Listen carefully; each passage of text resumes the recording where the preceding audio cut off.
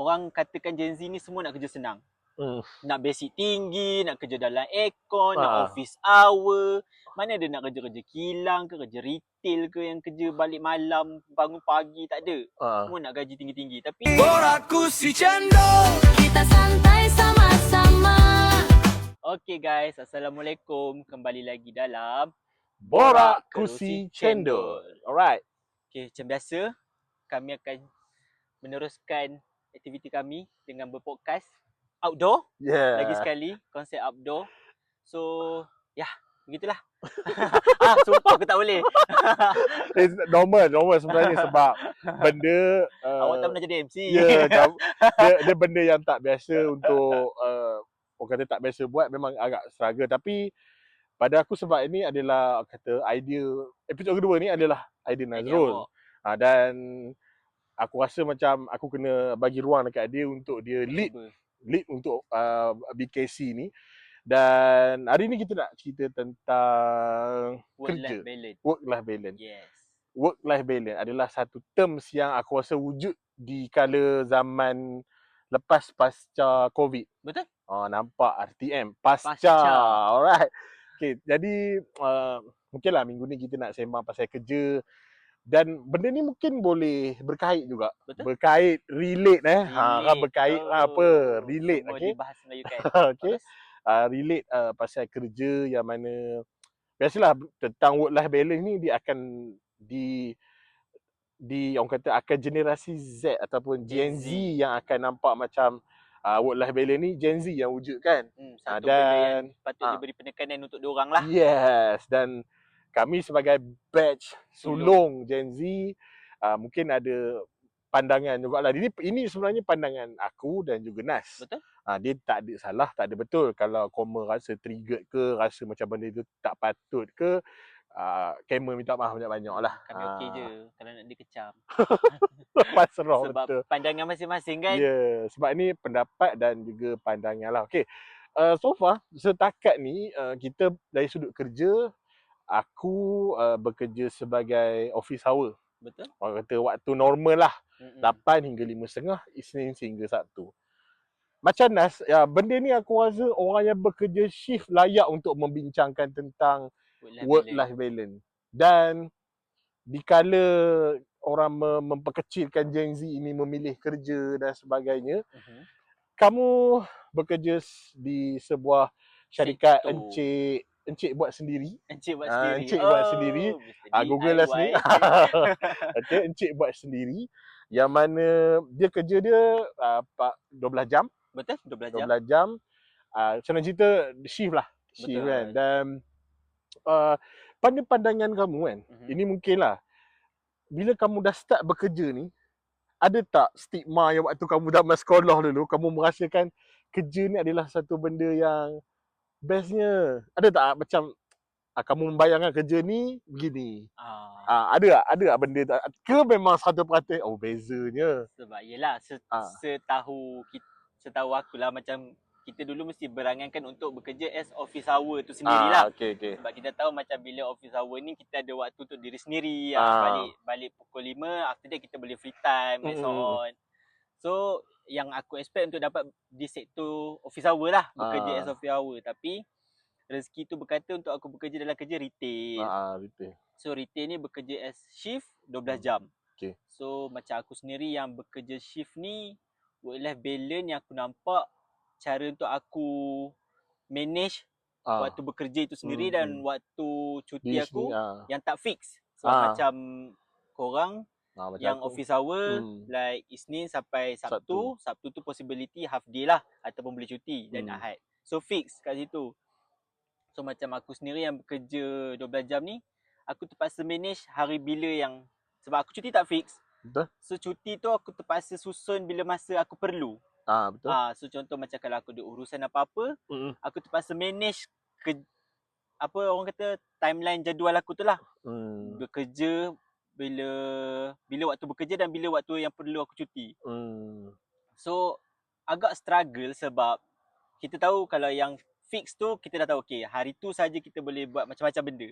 So bila tak fix ni dia jadi benda yang kita nak buat tu jadi terbatas. Yes, terbatas. Sebab ada masa yang hari sepatutnya kita cuti untuk urusan tu dan terpaksa bekerja. So benda tu jadi extend.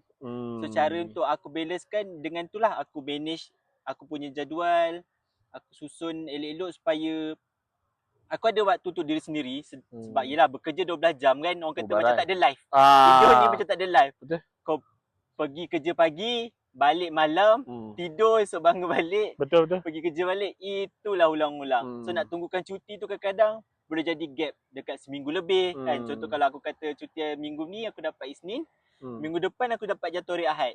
Tak ke bekerja macam tak ada life. Tapi orang kata kerja kan. Aku as generasi Z ni tak adalah memilih bekerja tu. Sebab yelah kita tahu dalam keadaan ekonomi sekarang ni susah untuk memilih kerja. Betul. Bukan senang nak bekerja dan tak perlulah nak memilih sangat bekerja. So selagi mana ada peluang tu, hang kerja je lah. Selagi rezeki tu halal, hang kerja je. So untuk aku, work life balance aku dengan kita manage lah. Aku manage jadual aku macam ni lah. Bila nak shoot content, okay bila set masa, aku ambil cuti, okay kita shoot content. Tak pun Laha as aku punya orang kata ada give and take, dia cuti ataupun dia akan follow waktu cuti aku lah. Sebab aku cuti tak fix kan. So yang aku rasa work life balance ni aku boleh katakan dengan manage lah. Manage timeline aku, menguruskan waktu. Tapi kamu ada satu keadaan yang sebenarnya kamu ada potensi, kamu ada peluang waktu tu. Sebelum kamu bekerja sebagai retail biasa ni, kamu di offer untuk ada pangkat yang lebih besar disebabkan dengan kelayakan kamu lah. Betul. Kenapa kamu tolak dan kamu sanggup untuk mula daripada kosong? Walaupun aku ada degree. Bukan denggi tu sakit. Degree. Kalau aku denggi aku tak kerja dah. Degree. Okay. Kenapa kamu memilih? Sebab orang kata Gen Z ni memilih kerja, tak nak kerja susah-susah. Betul. Kenapa kamu pilih untuk mula daripada kosong? Dia untuk POV aku sendirilah kan. Minum dulu. Sila. Sebab as aku sendiri, kita tahu kerja tu tak ada yang senang.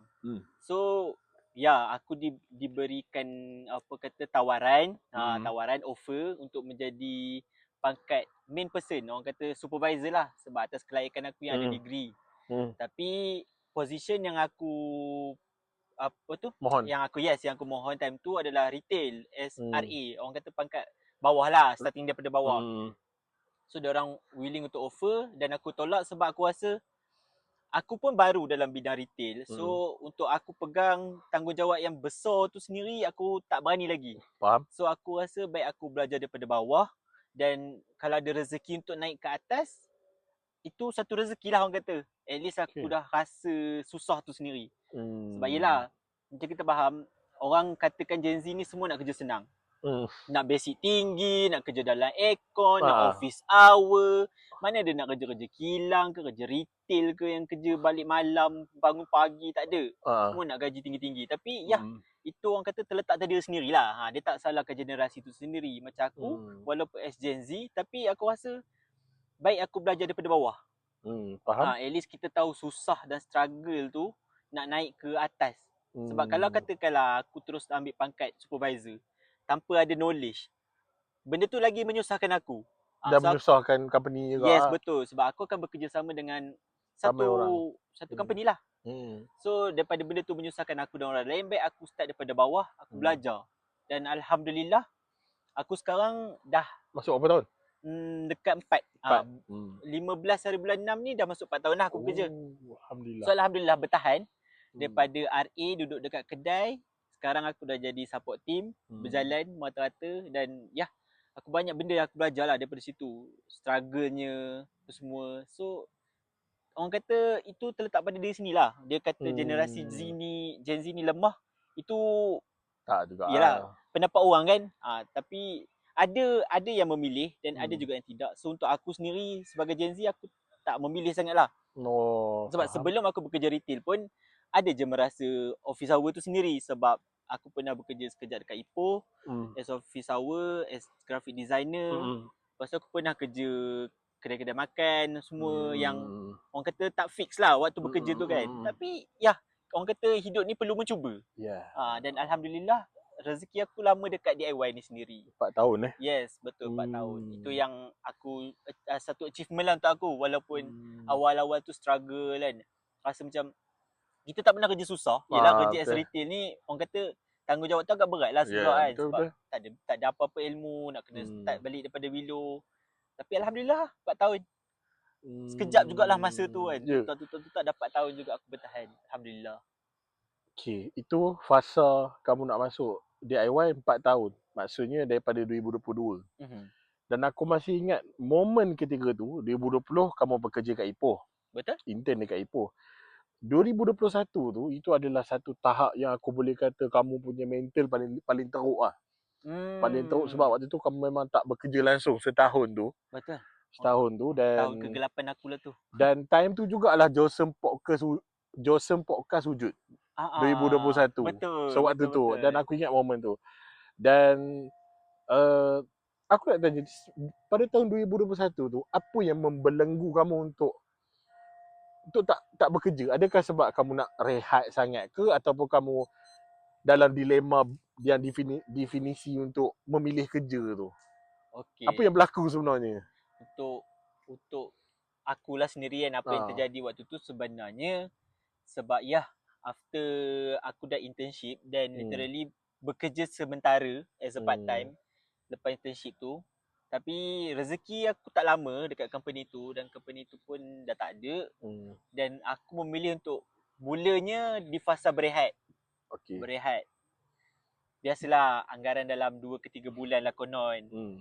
Tapi benda tu jadi berlarutan bila masa aku dah ada keinginan untuk bekerja dan offer yang aku dapat tu agak jauh. Macam mostlynya sebelah-sebelah KL and so on. Okey, jauh. Sebab kawan aku banyak offer-offer belah sana lah sebab bidang grafik kan. Banyaknya di belah sana lah. Tapi disebabkan keadaan aku waktu itu yang mak aku pun tak berapa nak sihat. Faham. Banyak faktor lah. Banyak faktor, mostlynya faktor-faktor peribadi lah. Bukan nak kata memilih kerja tapi aku dibelenggu macam mana?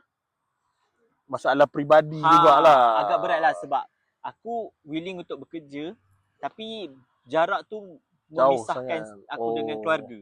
Dalam keadaan keluarga aku macam mak aku tak berapa sihat time tu apa semua.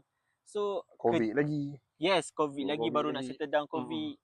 So aku memilih tu okay berehat dan at the end bila terlalu lama aku berehat aku jadi berat. Untuk nak kata memilih tu tak tapi terlalu berehat. Macam mana nak cakap? Dia macam daripada mula-mula nak berehat, rehat kejap. Betul? Dia jadi malas. Betul. Dia dah jadi fasa malas. Lepas tu bila dah malas tu itulah benda-benda kecil sebenarnya ada je kerja. Ada je offer kerja masuk. Tapi bila dah hati hang dah tertutup untuk comeback balik untuk bekerja, malas tu dah terlalu tinggi. Hang punya fikiran tu jadi kusut dengan family pressure. Bila nak kerja, bila nak kahwin, bila nak itu, bila nak ini. Sedangkan kita set dalam kita dah penat bekerja, dah penat belajar, dekat 4 tahun belajar. So nak berehat. Sedangkan berehat aku tu sebenarnya dah terlalu lama. Literally setahun aku berehat tu sendiri. Burn macam tu 2021. Yes, sangat burn. Aku rasa waktu tu waktu yang paling aku burn, yang aku bukan burn masa je, tenaga aku agak burn out. Sampai banyak juga benda-benda yang aku tak ingini terjadi waktu tu. Aku sendiri menyesal lah sebenarnya. Sebab time tu kawan aku mostly ada je bekerja. Dah mula bekerja mencari. Aku di fasa yang masih tu. Berehat ni. Masih dia jadi terkongkong dengan emosi aku sendiri. So pada aku tahun tu tahun yang aku rasa aku tak nak ingat lah. Sebab banyak orang kata suka duka yang terjadi sepanjang setahun tu sendiri. Dan dengan adanya idea kamu untuk mewujudkan aktiviti aktiviti podcast. Aktiviti podcast Podcast online. Mengadakan podcast online tu aku rasa satu platform yang aku rasa happy sebab aku dapat bercerita, meluahkan apa yang aku rasa untuk comeback balik, untuk kembali balik menjadi normal lah. Dan alhamdulillah daripada situ aku gain banyak sangat energi dan aku belajar banyak sangat benda untuk aku comeback balik, bangkit balik daripada apa yang terjadi sepanjang setahun tu. Sumpah rasa rugi gila lah setahun tu, sangat rugi.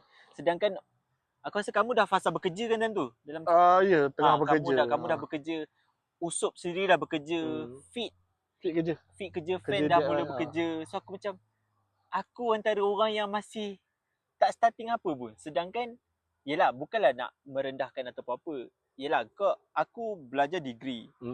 Tapi kau tak bekerja. Sedangkan korang yang Diploma. diploma dah bekerja, dah start, dah ada orang kata masa depan lah literally. Sedangkan aku masih tak nampak lagi masa depan.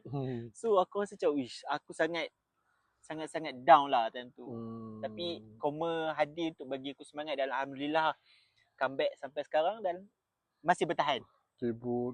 Maksudnya 2022 bulan 6 tu kau mendapat kerja terus. Sebelum DIY tu sendiri aku dah di offer dengan Oh, saudara aku tu yang aku kerja kedai makan sekejap tu kan. So orang kata itu baru comeback. Orang kata dah diberi semangat baru untuk macam okey, jomlah bekerja sebab dah lama sangat tak kerja. Dan bidang yang aku tu pun aku minat, bidang kedai makan, yes, macam perniagaan. So aku willing.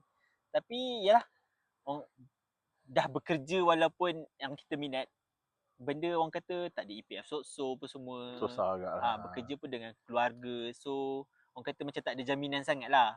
So ditekan lagi, carilah kerja government ke, kerja yang orang kata ada beri masa depan. Dan yelah, berdoa, mungkin berkat doa mak aku juga, alhamdulillah dapat rezeki DIY ada kosong. So mudah lah orang kata kan. Macam hari ni dapat offer, esoknya isi borang, lusa interview, tulatnya tu terus masuk kerja. Oh, dia kejap lah, tak lama. Sangat kejap. Aku sendiri pun tak expect macam, rezeki kan, terus dapat bekerja dan alhamdulillah bertahan dapat tahun. Banyaklah achievement yang aku dapat dan banyak benda yang aku belajar. So, untuk memilih kerja tu sendiri, nak kerja senang tu, tak ada yang senang lah. Tak ada yang senang. Semua start daripada susah. Semua kena start daripada bawah. Itu yang aku rasa dan apa yang aku belajar sepanjang aku tak bekerja setahun tu sampai aku dah bekerja. Alright. Untuk fasa bekerja dan terms ni pun ada di waktu era pasca COVID.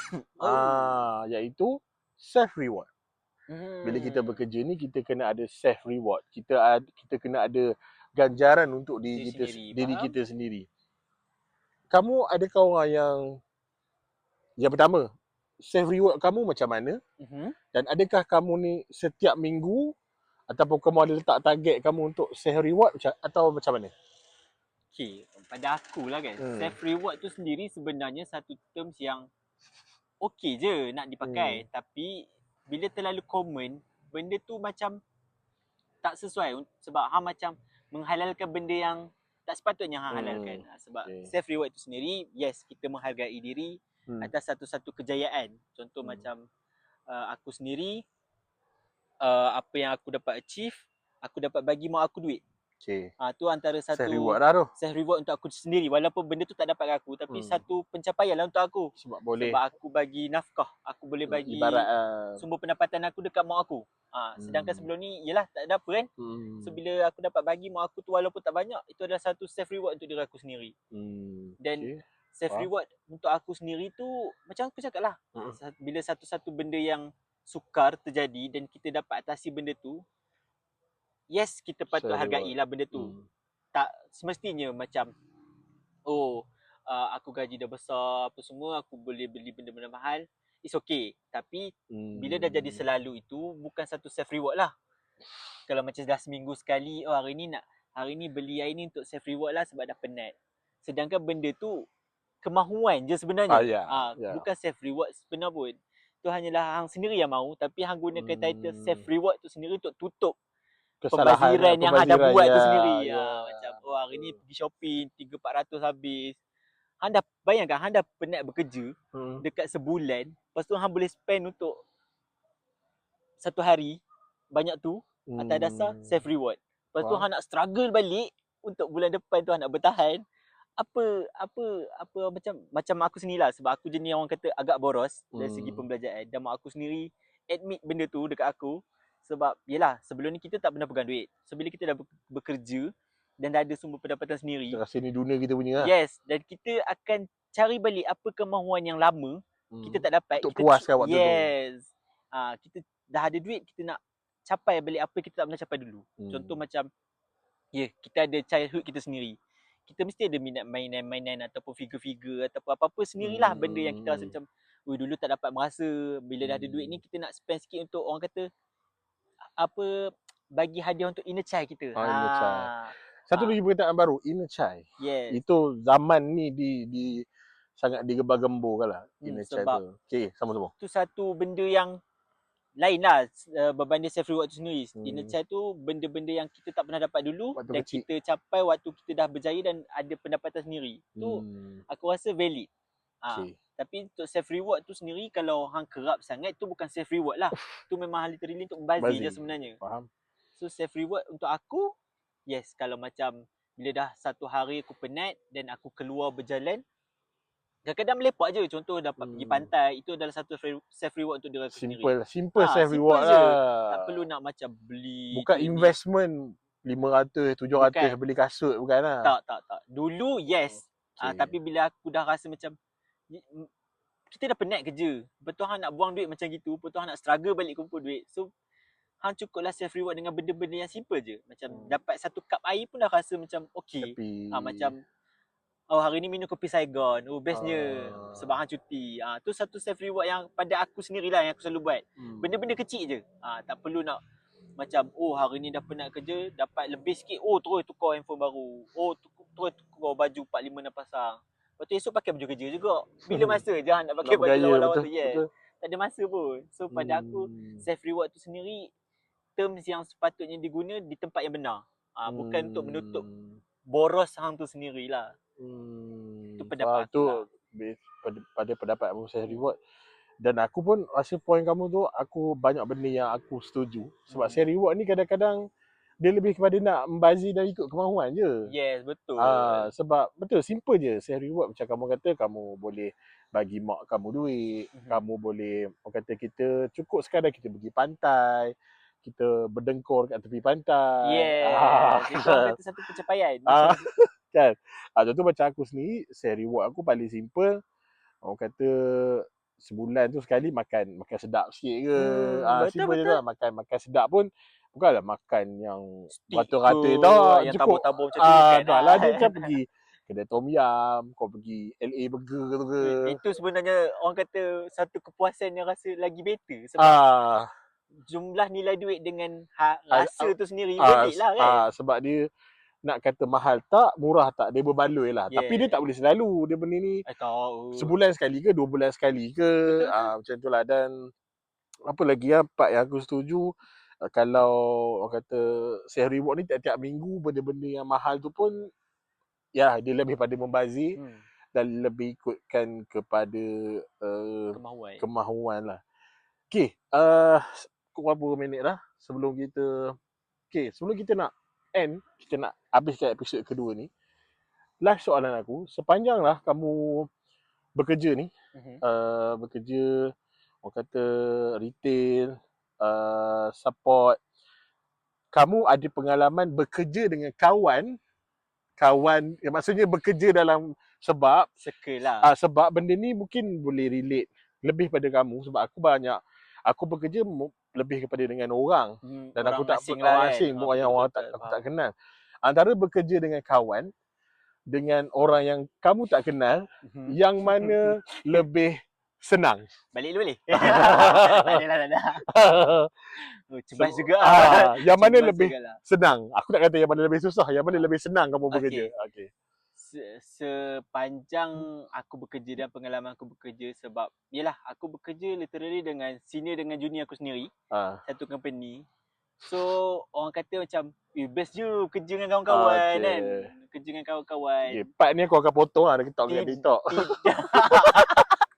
Sila. Sebenarnya tidak, bukanlah tak seindah yang digambarkan lah sebenarnya. Seronok is seronok sebab kita dah mudah untuk berinteraksi lah. Apa-apa urusan kita senang nak deal, apa-apa masalah kita senang nak settlekan sebab kita dah kenal. Tak ada batas tu sendiri. Apa yang susah? Susah tu bila dah terlalu kenal. Bila dah terlalu kenal, benda tu orang kata akan jadi personal. Sebab dia dah tak arti beza mana profesional, mana personal. Yes.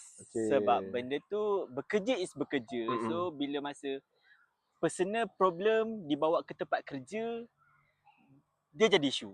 Faham. Atas dasar macam aku kenal kau dah lama. Hmm. Aku dah kenal kau dah lama, so aku kenal kau macam mana. So kau akan hentam orang tu daripada luar kerja sampai ke dalam tempat kerja. Okay. So benda tu jadi tak best lah. Sebab kita dah rosakkan satu ikatan silaturahim tu sendiri. Yes. Sebab kita dah berkawan, tapi bila hang dah gunakan terms dah kawan lama tu sendiri untuk jadikan satu isu yang besar kat tempat kerja, that's tak professional lah pada aku. So better bekerja dengan stranger. Sebab apa? Sebab kita tak ada ikatan atau bonding apa pun, cukup atas dasar bekerja. So habis waktu bekerja, kawan kau aku. Faham. Kat luar sekalipun berkawan is fine. Tapi orang kata yalah sekadar berkawan kerja, jumpa kejap-kejap minum-minum balik. Dia tak ada orang kata terlalu mengenali sangat. Berbeza dengan kawan sekolah, kawan kampung, keluar satu sekolah agama ke, dia jadi isu bila masa benda yang kecil kat tempat kerja, akan drag benda tu jadi besar. Benda tu akan rosakkan semua yang dalam tu sekali. Sebab semua yang dalam tu semua kena. Faham. So baik hang berkawan dengan stranger, hang gaduh Bekerja dengan dia. lah, bekerja dengan stranger. Hang bergaduh dengan dia pun, hang boleh berkawan dengan orang lain. Ya, betul. Hang bergaduh dengan orang lain pun, hang kerja je. Hang tak ada relate apa pun sebab kita yang nak bekerja. Hang buat kerja hang balik, hang tamprin dah. Cukup bulan gaji masuk. Benda tu tak kacau emosi. Sekadar macam bergaduh pun orang kata tak makan hati sangat lah. Sebab dia tak kena pun. Tak kena pun. Orang kata macam okey lah, sehari dua okey rasa. Lepas tu mantap buat kerja. Tapi kalau dengan kawan tu sendiri, benda tu makan tahun jugalah, kadang-kadang makan bulan. Memang makan bulan. So untuk aku sendiri yang berpengalaman dengan isu-isu yang sebegitu, so better pada aku sendiri better kerja dengan stranger lah kot. Sebab apa-apa urusan still macam biasa, macam kita buat kawan kerja, okey kita boleh berbincang yang semua. Habis waktu kerja aku tampin baliklah. Aku tak ada terikat dengan apa dah. So bekerja, time kerja kau ada relate dengan aku. Luar waktu bekerja, kawan-kawan aku. Kalau kau nak contact tak ada masalah. Tapi untuk lebih-lebih tu tengok keadaan. Orang kata kena cari jugalah, orang kata friend with benefit tu orang kata. Kalau kau ada benefit, bukanlah bermaksud benefit macam mengambil kesempatan lah. Bukan macam kau kaya aku berkawan dengan kau, tak juga. Macam kau ada positive vibe, aku rasa okey, aku okey. Kalau tak ada, aku balik je lah, aku tidur. Tu orang kata balance, life tu kena balance. Pergi kerja dah penat-penat, takkan sampai keluar pun kau nak penat kan. Betul. Baik kita balik kerja, dengkur, tidur orang. So bangun pagi, makan-makan, pergi kerja. Cuti, makan-makan, tidur balik, nak jogging ke apa. Relax. Hidup ni kena balance lah. Betul. So tu, tapi sebenarnya aku setuju. Aku setuju sebab apa? Aku pernah ada isu bekerja dengan orang yang bukan kawan. Bila ada masalah, dia tak ada feel apa tau. Dia tak bawa balik ke rumah. Dia tak ada, benda tu tak berlarutan sampai kau nak block orang ke apa. Tak ada. Aku tak ada lah. You tak ada. Betul. Tapi itu pengalaman aku. Maksudnya hikmah dia adalah it's okay untuk kita bekerja dengan orang yang tak kenal. Sebab apa mudah. Apa-apa hal ke, apa-apa benda ya isu ke apa ke, benda tu tak, dia macam habis-habis situ je lah. Betul. Tahu-tahu masuk sini, keluar sini dah. Tahu-tahu dah nak dekat setahun, WhatsApp minta maaf macam tu. WhatsApp minta maaf. So dekat situ, jadi dekat situ aku rasa macam ada hikmah kenapa orang kata bila kita nak bergembira ataupun kita nak jalan-jalan, okey untuk dengan kawan-kawan. Tapi untuk kita bekerja, untuk benda-benda yang profesional, memang kita kena bekerja dengan orang yang bukan kita kenal lah. Contoh macam kamu sendiri, kenapa kamu ambil langkah untuk tak bekerja dalam adik-beradik tu? Sebab tak nak isu tu dibesarkan ke apa ke. Kamu bekerja dengan, cuma perjalanan kamu unik sebab mula-mula kamu nak elok kerja dengan adik-beradik. Lepas tu kamu kerja dengan kawan-kawan. Lepas tu barulah kamu bekerja dengan orang. Aku memilih untuk keluar lah daripada circle tu. Masih berkawan, cuma aku memilih untuk keluar untuk mengenali orang-orang baru. Yang aku tak kenal. Kan? So dekat situ, perjalanan kamu tu, kamu lebih banyak ada pengalaman lah. Macam aku memang daripada awal, aku dah bekerja dengan orang. Dan aku tak kenal pun orang tu. Jadi dia macam tak disimpan dalam hati sangat lah. Macam tu. Jadi itulah untuk episod yang kedua ni, dia lebih kepada tentang kerja. Dan mungkin kau bertanya, kenapa banyak side Nazrul? Sebab tentang work-life balance ni memang aku macam mana aku akan lebih kepada orang yang bekerja shift lah. Sebab orang yang bekerja Dia tak fit. waktu tak fit. Kalau orang yang bekerja pejabat ataupun bekerja normal jam, maksudnya 8 sampai 5.30 kan. Masa tu dah tetap dah. Dah tak ada masalah lah. Tak tahulah kalau koma yang kerja waktu pejabat ni pun masih merasakan 8.5 tu adalah tidak efisien. Saya tak tahulah. Tapi Itu mungkin time management sendirilah. Ya. Kena tengok balik lah korang handle jadual korang tu macam mana kan. jadi itulah tu sebabnya aku rasa benda ni memang aku sendiri nak tahu macam mana orang retail, orang yang bekerja shift ni handle dia punya kerja dan juga peribadi dia. Tapi setakat ni okey, aku pun rasa macam ada benda ilmu baru juga untuk kita handle kita punya time kerja dan juga time peribadi tu. Okey, settle untuk episod yang kedua ni Nas. Alhamdulillah. So nanti kita akan teruskan mungkin dengan topik yang lain ataupun koma yang mungkin ada idea nak kami sembang topik apa, koma boleh komen dekat bawah. Dan juga kalau koma setuju dengan pendapat Nas, koma boleh komen juga. Ataupun koma ada pendapat yang berbeza, koma boleh Sila komen juga. Ajukan. Boleh gitu. ajukan. Kita punya suka ambil baik-baik RTM kan. Sebab Okey. dia jawab tidak. Okey. Jadi itu saja, jangan lupa untuk like, share dan juga subscribe. Kita akan jumpa lagi dalam Borak Kursi Cendol. Bye-bye. Assalamualaikum. Borak Kursi Cendol. Kita santai sama-sama.